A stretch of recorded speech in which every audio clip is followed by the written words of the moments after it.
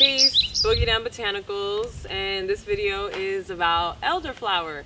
As you can see, she is blossoming right now, so I was like, I gotta do a video about elderflower while she's showing all her beauty. So elderflower is of the Sambucus species, and a lot of people are really familiar with elderberry. Elderberry is very popular, especially right now. And I feel like a lot of people don't really talk about the flower as much. So I wanted to do a quick video about the flower because, of course, you know, the flower comes before the fruit itself, and they have similar healing properties, but they can be slightly different. So, yep, this video is about elderflower, so stay tuned. All right, so for starters, the species that I have here in the background is Canadensis, American elderberry, and it's similar to Nigra, the black elderberry. It has a dark elderberry. The berries are edible as well as the flowers. There's some other species like Racemosa that's not edible. The berries are not edible. They actually contain a toxic cyanide in it, but you know, with proper processing it could be utilized, but we tend to use more of the flowers in that species. The elderflower is full of nutrients. We got some vitamin A, we got C, we got, you know, the flavonoids, we have even some of the B vitamins are in there.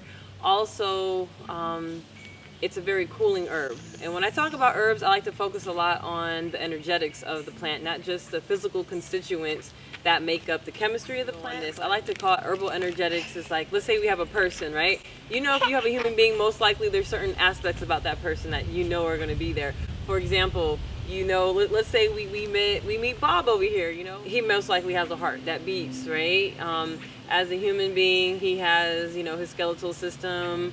You know, there's certain things that we know are there, right? And what about his personality? I like to call the herbal energetics kind of like the personality of the plant.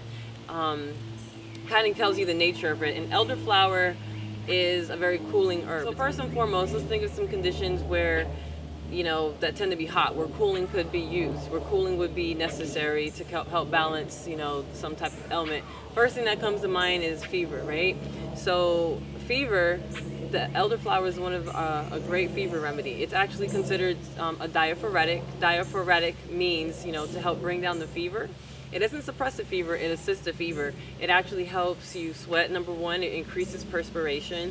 So increasing perspiration alone, you know, can help cool off the body with the water on the outer part of the skin. Also, it helps rid the body and flush the body out of any toxins such as viruses or bacteria that may be, you know, the root. When it comes to fever, as far as application, a tea is great.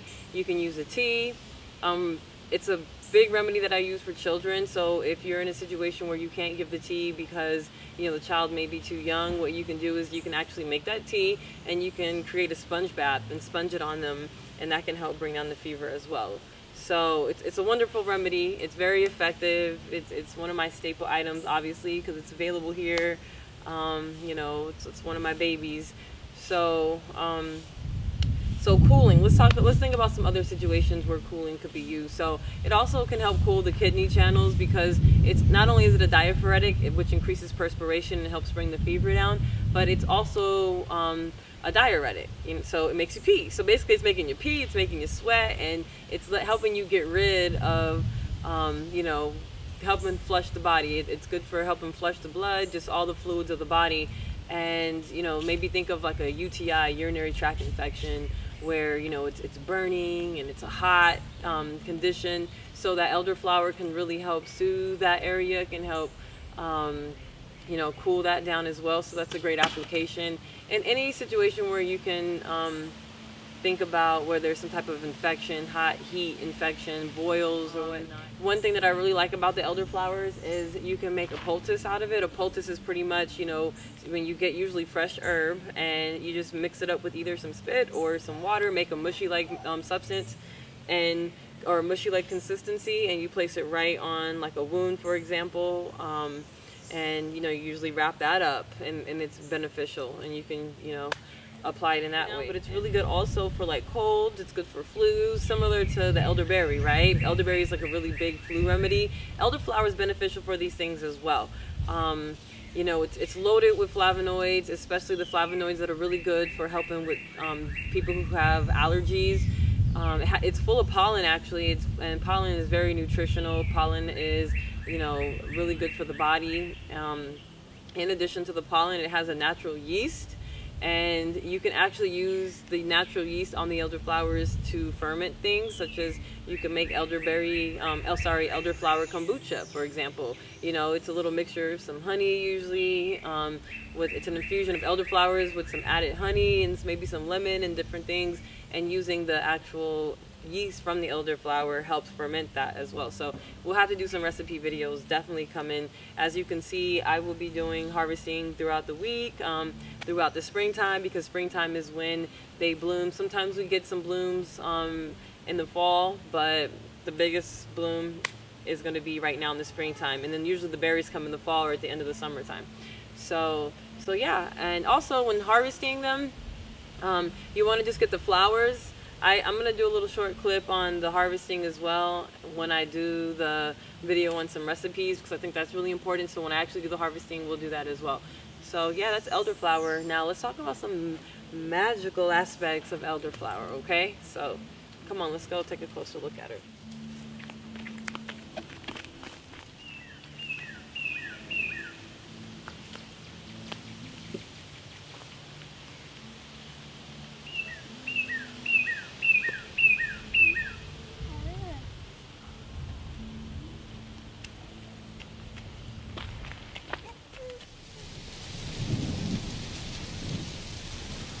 One of the trees most associated with magic, the elder has been called the witch tree.